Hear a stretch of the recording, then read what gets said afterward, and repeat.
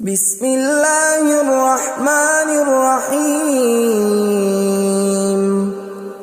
شروع اللہ کا نام لے کر جو بڑا مہربان نہایت رحم والا ہے۔ یاسین والقرآن الحکیم۔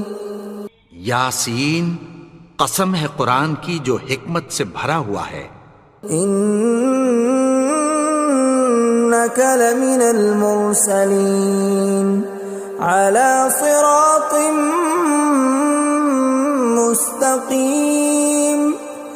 اے نبی، بے شک تم پیغمبروں میں سے ہو، سیدھے رستے پر ہو۔ تنزیل العزیز الرحیم۔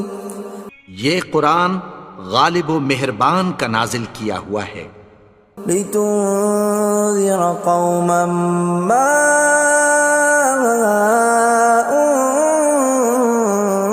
انذر آباؤهم فهم غافلون۔ تاکہ تم ان لوگوں کو جن کے باپ دادا کو خبردار نہیں کیا گیا تھا خبردار کر دو کہ وہ غفلت میں پڑے ہوئے ہیں۔ لقد حق القول على أكثرهم فهم لا يؤمنون۔ ان میں سے اکثر پر اللہ کی بات پوری ہو چکی ہے سو وہ ایمان نہیں لائیں گے۔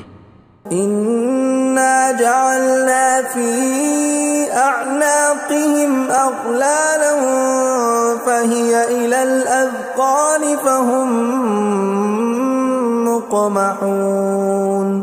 ہم نے ان کی گردنوں میں طوق ڈال رکھے ہیں اور وہ ٹھوڑیوں تک پھنسے ہوئے ہیں تو ان کی گردنیں اکڑی ہوئی ہیں۔